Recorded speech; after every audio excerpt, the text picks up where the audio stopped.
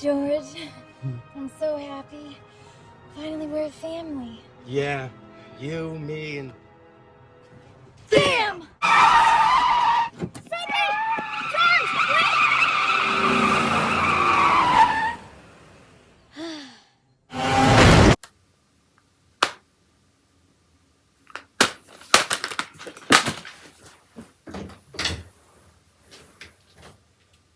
Be thou my vision, O Lord of my heart, not be all else to me, say that thou art High King of heaven, thou art. Hey, wanna play hide and clap?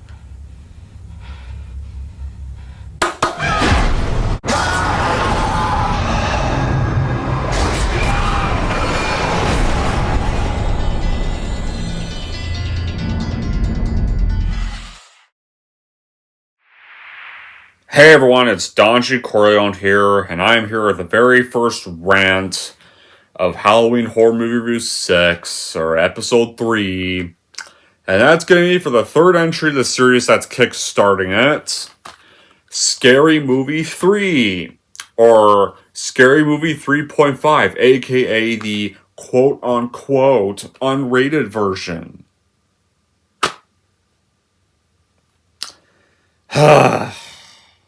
The one that's apparently a fan favorite for a lot of people, which I would highly disagree with.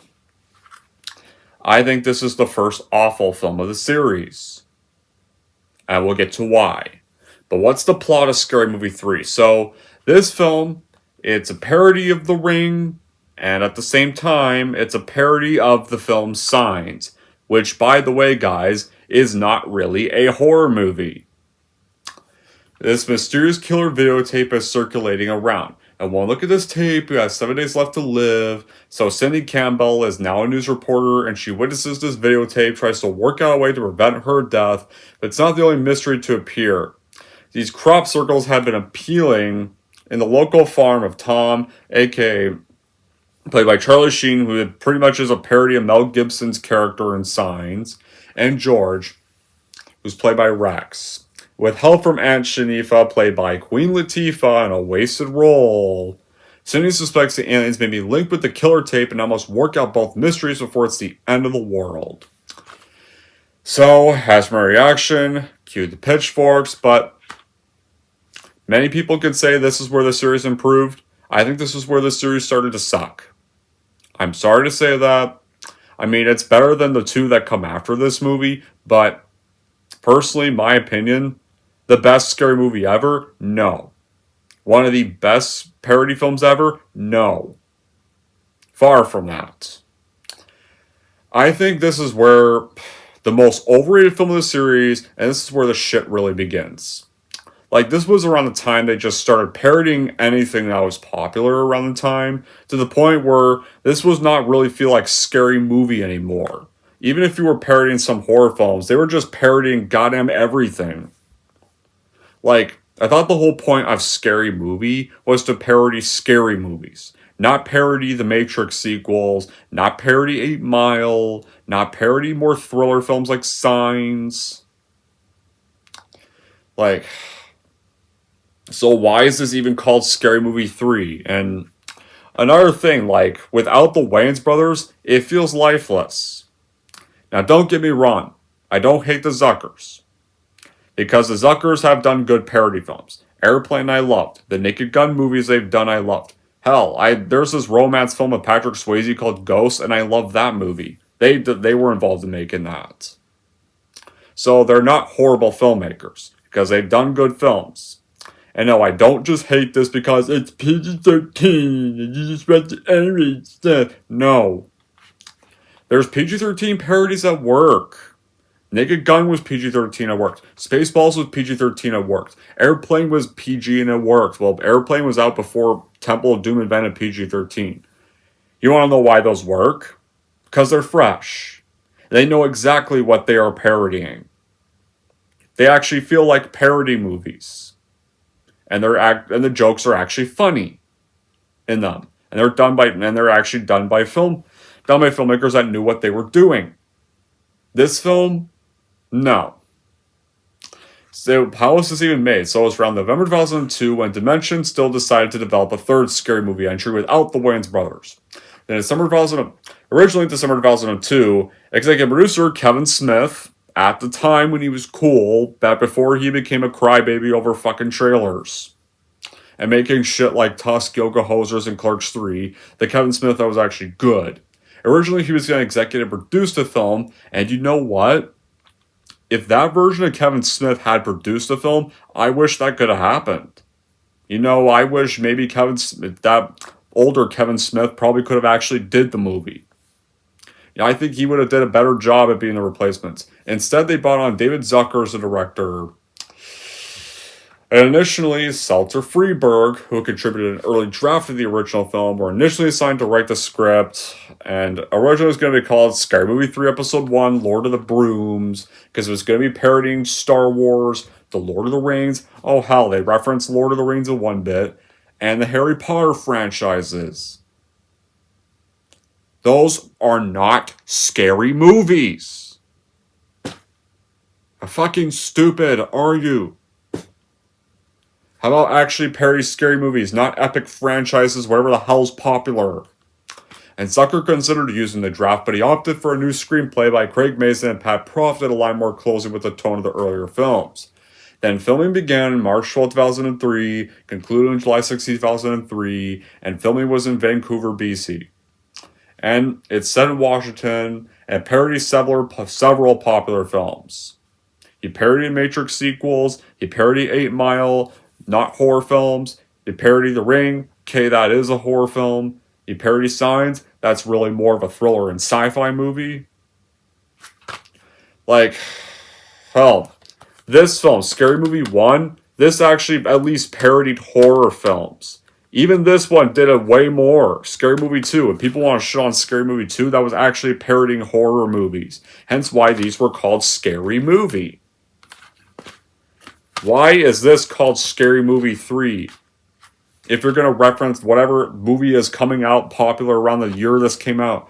But after the film was shot and advertised, Scary Movie 3 was released theatrically by Dimension Films in the United States on October 24, 2003. And it was the second highest grossing film in the series with $220 million worldwide.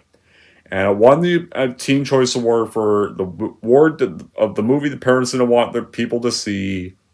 And a 4-film release 2006, and that was way worse. That's another review, though. So, let's get on with the bad qualities in the story of Scary Movie 3, or 3.5, whatever the hell. So, the plot of this third installment, it parodies The Ring and Signs, but it randomly decides it needs to spoof other hit films to be so popular and cool. And the film seems to focus more on the spoofs, and not really much of a plot line. Like, that's the thing. Scary Movie 1 and 2 at least had a bit of a plot line. And they weren't just constantly trying to parody whatever they could think of. Like, especially Scary Movie 2, which was actually took joy in its stupidity and actually contained more laughs than the original as well, with all the antics. Scary Movie 3, this should not really feel like a Scary Movie sequel at all. In fact, you might as well just call this a reboot of the whole franchise, because most of the characters from the first two are not back. They don't reference either of them. The only ones who come back are Cindy and Brenda. Oh, and Brenda is wasted, by the way, for only like the first half. The rest of the film, it's just Cindy. And that's it. You have a bunch of new characters that are not funny and really not that enjoyable. You have like one kid character who's often a target of like getting beat up multiple times to the point where it's not even remotely funny. Hell, it wasn't even funny the first time. Ugh. And it's like, not only do the best jokes come from non-horror films, the thing is that this film, you think like if it was done by the people that was doing films like Naked Gun and Airplane, you get a good result here, but you don't. At all. Like, it tried to all be different for the irony for thinking, and trying to spoof everything in Hollywood that was coming out in 2003, and And that's the sad thing. You waste some talents. Like, Charlie Sheen is wasted in this. Like, Leslie Nielsen, who is one of the only good parts of the film. May Leslie Nielsen rest in peace as well. The late Leslie Nielsen was one of the only good parts of the movie. In fact, the movie should have had a little more of his character, and maybe I would have tolerated the movie a little more. But you only get like a few scenes of his character, and he doesn't appear for like the middle of the film. And a lot of the jokes are predictable. There was barely much jokes that were funny. There was like too many limited spoofs of horror films at all. It feels so off the mark. Like you wonder what they were trying to do. It felt like they were just trying to repeat the success that they repeat what they did with the Naked Gun and Airplane because those were successful. Instead, it falls on its face. Yeah, you're not meant to take these kind of films seriously, but if you're trying to spoof a certain genre, how about we focus on a certain genre? Not a bunch of stupid scenes referencing other movies with no relevance to Scary Movie and stuff that don't feel like spoofs or comedy at all. So how do we start off? So we start off with a parody of the opening scene of The Ring, where you get these two high schools. They're discussing a cursed videotape that causes death anyone that watches it within 7 days. You get one bit where at first they think they're watching some wedding sex tape or something, but then one corrects, not that tape. Both girls watch the tape, Entity kills them. And then we get to a parody of Signs, where parody Mel Gibson's character from Signs, Tom Logan, and his brother discover crop circles in their cornfield. And Tom's daughter Sue screaming in the center, and this scene is really annoying as well because how this starts off. You hear her screaming repeatedly for 5 minutes. And whenever parody Mel Gibson is getting up, he bangs his head in the lights. Then when he goes to take a piss, keeps looking back when he keeps hearing her scream. And to the point where he almost slips on the floor. The scene goes on, this scream gag goes on forever, and it's really annoying. And then we get to Cindy Campbell, who's now a local news reporter and is covering this crop circle phenomenon, but gets no attention from the rest of the staff. She now is in charge of, she's pretty much in this version a parody Naomi Watts from The Ring, and now has this nephew who's a parody of her son from The Ring, except this time it's her nephew, and displays some of these abilities. So she picks up Chloe from school. Brenda's now this kid's teacher. And it kind of turns out, like George's niece also was, that other girl also goes to the same school. And he invites her and Brenda to this rap battle, which is referencing 8 Mile. And then when he's at the event, like George is able to defeat this rapper named Fat Joe.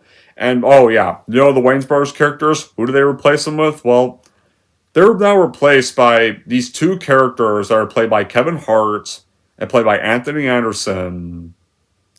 And honestly, unlike the two Wayans Brothers characters, Ray and Shorty, who I don't mind those characters. Those characters weren't the greatest, but, they did have some good moments. There were some funny scenes with them. Shorty may have been annoying at times, but even he had funny scenes. That made me laugh. Like when he got Ghostface high, or when he got high and was watching that Stone Christmas music ad.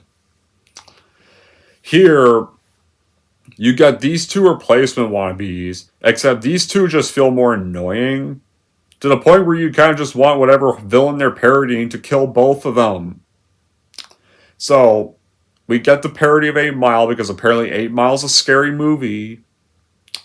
He impresses the crowd, defeats Fat Joe, but guess what, people? He ends up wearing this white hood that looks like the KKK rally, people. And so he gets kicked out. Yeah, get it? Ha ha ha ha ha. He made himself look racist. He made himself look like a KKK member. Ha ha. Which wasn't funny. And then So then Brendan and Cindy go back home, and then she tells Cindy to watch the cursed videotape, asks Cindy to stay with her, but Brendan keeps constantly pranking her with a bunch of near-death experiences. And then, of course, then you get a parody of the end scene of The Ring when Samara climbs out of the well and climbs out of the TV, and parodies Samara that sounds like a dude, a grown-ass stoner man. kills Brenda. Oh, and our parody Samara is now called Tabitha instead. So, yeah, guess what, people? First half of the film, Brenda dies. Great. Yeah, good. One of the funniest female characters in comedy dies in the first half of the film. And that pissed me off. Because I love Brenda. Brenda was a scene stealer. Brenda is such a scene stealer in these movies. Like, she's one of the funniest parts of the first two. You remember the first film when she kept ruining the movie theater for everybody? And yeah, she still died in that scene, but the difference was at least she didn't die till near the end of the movie. And Scary Movie 2, she didn't die at all, and she got even more used even better. Here, she pranks Cindy for a little bit after watching the tape, and then the entity kills her. Yeah, a comedic death, but it's still stupid. So everybody learns of Brenna's death, and Tom, on the other hand, parody Mel Gibson, meets Simon, who that caused his wife's death. So yeah, you already have the first greetings with this movie. Like, in the first half, I did not laugh. Like, none of these jokes in the first half at all were funny. What I didn't find funny was Cindy's nephew getting constantly attacked, getting hit with objects, or beat up by accident, which I did not find that funny. I did not find the whole cursed videotape prank stuff funny. I did not find the 8 Mile reference funny. I did not find Anderson or Kevin Hart's characters funny. I did not find the Ring parody funny. None of this felt fresh. There, and also killing off Brenda just further lessens the comedy. And it makes the movie feel lifeless. It's like, why waste your time, like, if you don't want to watch a bunch of latest stupid pop culture references in a film that's parodying horror movies?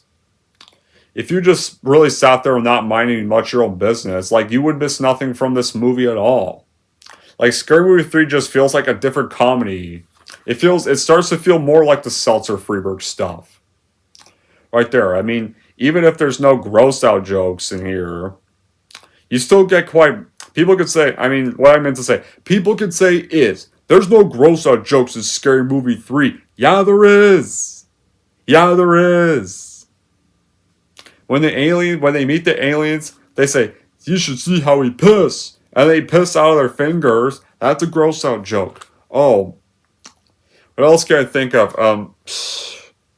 There's quite a few other gross out jokes. Quite a few of them in this film. Even Scary Movie 4 still has some gross out jokes. So yeah, the gross out jokes are not gone. They're gone here, but the difference is, while maybe they're not cringy per se like the first film's gross out jokes, they just get repeated and they're just stale. It's like, hey, how many other slapstick references can we do? A whole ton of them? How many sight gags can we do? How many Easter eggs can we do? A whole ton of them throughout the entire film. Like, why the fuck do we have parodies of the Matrix sequels? Why the fuck do we have a Michael Jackson reference? Why the fuck do we have a parody of 8 Mile? Why do we have a parody of Signs? Signs may have scary elements, but it's not a horror movie. 8 Mile is not a horror movie. The Matrix sequels sure shit are not horror movies. Like, that's the thing. This does not deserve to be called Scary Movie.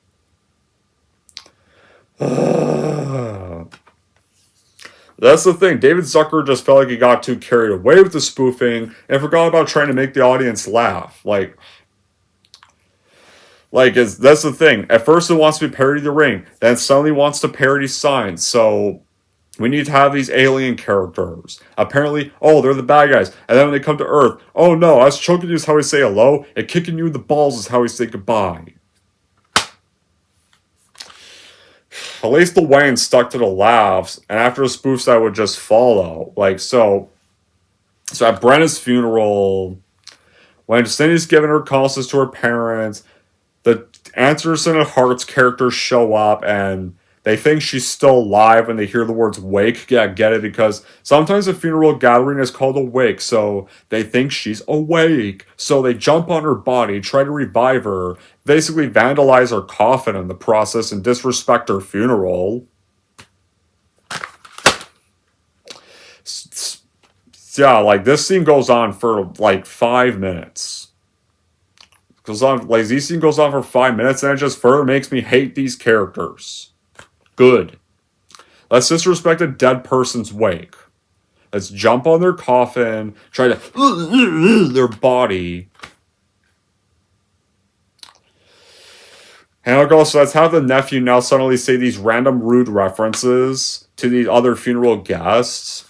But then Cindy discovers a curse tape among Brenna's belongings and watches it, and then receives a call warning her of her death. So she contacts the two characters and CJ. So CJ refers to Aunt Shanika, who's Queen Latifah's character. And it's just like the Oracle scene in The Matrix. Yeah, I get it. We need another Matrix reference. And when Cindy sits down, the chairs make a fart noise. Because that's so funny. And we have this Morpheus that bitches about not getting to watch a game during this whole thing. But then... and of course the entity tries calling TV, but Shanika beats it up. So, while Cindy's away, of course, you get the reference of Naomi watches son when he watched the tape in the ring. Cody watches the tape and puts himself at risk. So, the boss doesn't believe her about the story, so Cindy sneaks into the whole headquarters office to warn the public by broadcasting a warning through the news station, but her boss ignores the message. And then Tom and his family, we get the Michael Jackson reference scene. They counter alien disguised as Michael Jackson in this bit, and you get a parody of the Others, I Am Your Daughter scene from the Others. And then you get Michael Jackson like, I didn't touch her, she's just a girl. Like, seriously? With this? Then Tom defeats this alien. And this is when you finally get Leslie Nielsen's character, who, yeah, once again, I'll say, late Leslie Nielsen's character, President Harris, is one of the only funny parts of the movie. Like, he's the one time I laughed. The one time I laughed was his scenes. Because that's the thing, Leslie Nielsen was a comedic genius. Always knew how to make people laugh. And that's the thing, honestly, without him, I don't think anybody would really give a shit about this movie. Like, I think this movie would have got worse ratings if he was not in it. So, he's like the one interesting part of the film, and you know something? I wish he was in the film more. Because honestly, like, he's the only character whose scenes are actually funny and actually try to be funny.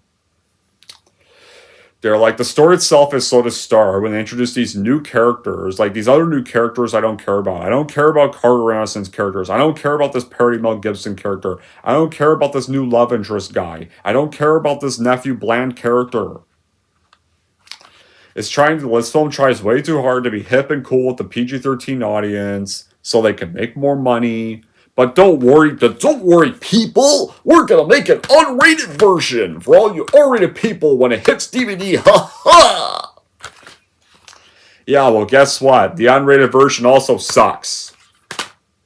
It's not a good movie either. Even the unrated version doesn't even feel unrated. It still feels like the same thing.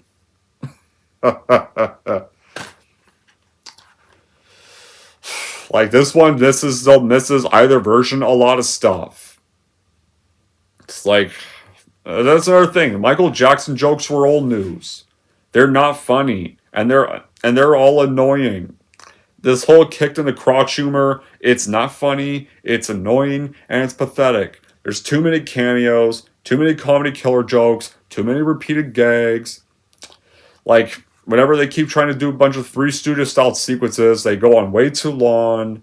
And like, we get it already. Let's just move on to something else. And when the plot moves forward, it just comes off random and unneeded. Like, it's like as if somebody got drunk on a script and just wrote a bunch of gibberish down. Or while driving home and plowed to a bunch of garbage cans all the way. Like, rolling out one bit after another. That's what it literally feels like. So, either way, Cindy visits the lighthouse. You don't get a parody of the horse scene in the ring, but when she gets there, she meets guess what, people? The architect from The Matrix. Yeah, we get yet another Matrix reference.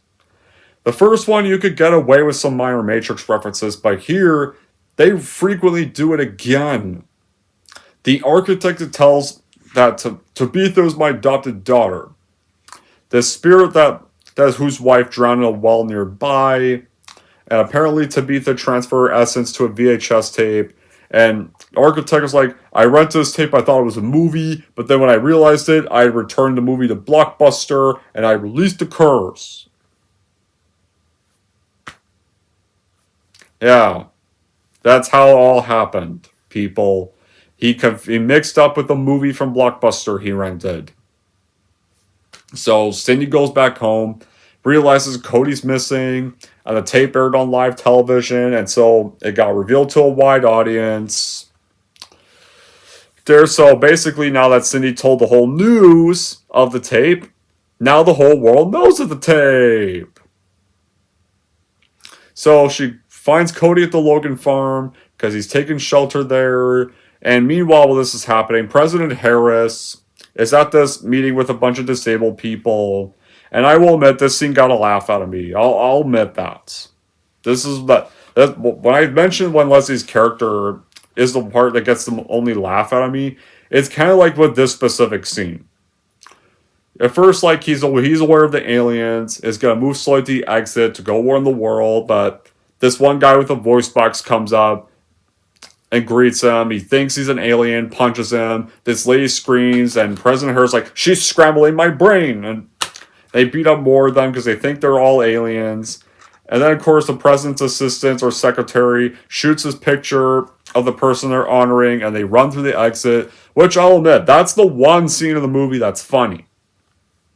Okay, like, that's the one scene of the movie that's funny. Why? Because that actually does feel like a scene from their older parodies. From Zucker's older parodies. That feels like a scene you probably would find in something like The Naked Gun. You could picture his character, Frank Drebin, probably doing something like that. Like, that's actually kind of funny. Why couldn't the movie try to have more scenes like this? Not referencing whatever hell is popular. So then chaos unfolds with all the alien sightings, and parody Mel Gibson instructs Cindy, Sue, and Cody to hide in the basement. So T. Anderson Hart's characters, replacing the Marlon and his brother's characters. The president and Secret Service can confront the aliens, but it turns out, guess what? The aliens are all peaceful, and they were actually after to destroy the cursed tape. Because they thought it was the film Pootie Tang that the architect had rented from Blockbuster. Yeah, that was the movie. And they came to Earth to stop Tabitha. So yeah, so nothing gets to develop, not the characters, not the jokes, not the parodies of the movies, has no central story to hold it together. And towards the end of these minutes, it like throws in the same scenes of ghost slapping or kids getting smacked with stuff, ball kicking. And we're supposed to all laugh at this getting repeated. And the jokes are all scatter shots. Like all over the place. Movies like this would rely on a fast pace, a script full of everything the writers could know but lay their hands on. And these movies just tend to be hit or miss. In a way, like, these were when parodies were just becoming misses. This was the beginning of the end of parodies. And, like, these were from people that did a lot of great parodies. So, what the hell happened with this? You think, like, these guys would still try to keep to the spirit and tone of the first two, but they don't. The first two had their silliness. But there's an element of wit that comes along with them. And satirical wit is what really elevates the first two scary movies. Especially above all this, the fourth, especially the fifth one, especially over stuff like Date Movie or Disaster Movie or Epic Movie or any other shitty Seltzer Freeberg film that nobody liked. But somehow during that time they kept giving Seltzer Freeberg money to make more of them. But either way, we get on with the finale now. So Cindy's able to identify the well from the tape. And then parody Samara emerges, captures Cody. But then Cindy and George try to reason with her, offer her a place in her family. And initially Tabitha appears to accept, but she's like, nah, I was screwing with you all. But then President Harris opens the basement door and she goes, ah! falls back into the well. And that's how her threat ends. And President Harrison says the line that his actor said on an airplane, I want to wish you all good luck. We're all counting on you. It's like that was just written in there because the Zuckers remembered, hey, remember that line in Airplane? Let's repeat it again. Let's just repeat that line again because we made that movie. But whatever. The day save and the aliens kick the love interest in the balls. Totally, because that's their way of saying goodbye. How they pees out of their finger. Oh, and how they say hello is how they strangle people. And apparently these are good guys. Don't worry, people, they're peaceful. That's just their language. Is beating up people. So, after this whole aftermath, Cindy and George, they get married and they go for their honeymoon. They realize they left Cody behind. And another thing about Cody, not only is he hit with objects a lot of times by George, or even Cindy in general, one bit sometimes even gets almost run over by a car. Like, whenever Cindy backs up in the beginning, and guess what? They realize they left Cody behind, and Cindy narrowly avoids hitting an intersection this time, but guess what? Does that matter? No. Because you want to know something? He gets hit by a car anyway. And so he probably dies. Because he's not in Scary Movie 4. And Cindy's so-called happy end's going to get undone in Scary Movie 4 anyway. So you might as well say Cody's dead. Because of how careless Cindy and George aren't even remembering where he is. And another thing too. Apparently I think like Cindy had actually mentioned when your mother died, she said to take you, so I took you. Because my cat died and I needed somebody with me.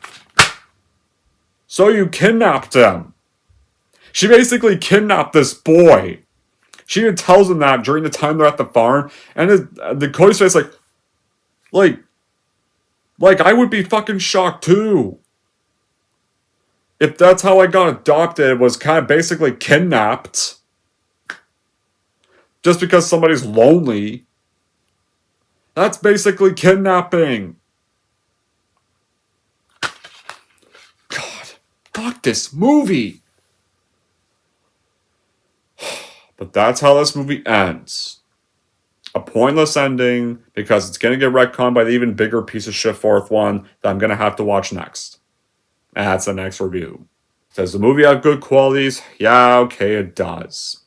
Before people get mad at me for this, the movie has good qualities. The late Leslie Nielsen scenes, I like those scenes. Because they're only fresh scenes of the movie. The only time the movie tries to actually be funny and not just try to reference whatever is so new.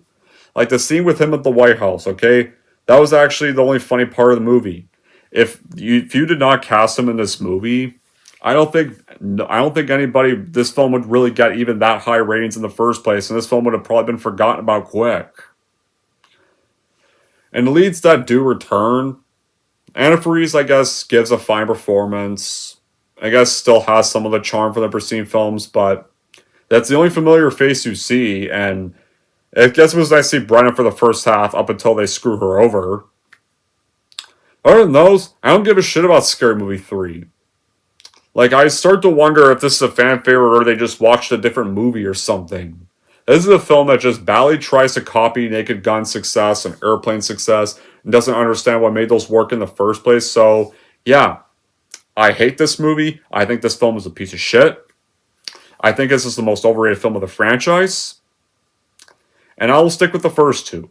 So in the end, I would just avoid Scary Movie 3 because this is where the rot starts and it never recovers at all because they get worse from here. Anyways, that's it for my rant on Scary Movie 3. If you want to rank Scary Movie 3, here's how I'm going to rank this movie. So overall, if you're a fan of the first two, excited to see more funny results here? No, that's not the case with this. This is where it gets unfunny and just stupid as hell, so please don't watch this. And if we're going to rank Scary Movie 3, I'm going to give Scary Movie 3 a 4 out of 10. Alright, there we go, guys. That wraps up Scary Movie 3. We have one more of these on that DVD to watch. And then while we'll do the fifth one, we'll do it in a few later weeks because I don't want to just review this whole franchise for the first week. I want to do other films after Scary Movie 4. because that's going to be a rant as well. And especially Scary Movie 5 is going to be a really extreme rant. But I want to know in the comments down below what your guys' opinions, whether you like Scary Movie 3 or whether you also hate Scary Movie 3. Until then, that'll be it for this rant and episode. Thank you all for watching. If you like this, want to see more, don't forget to like, subscribe to Don G. Corleone.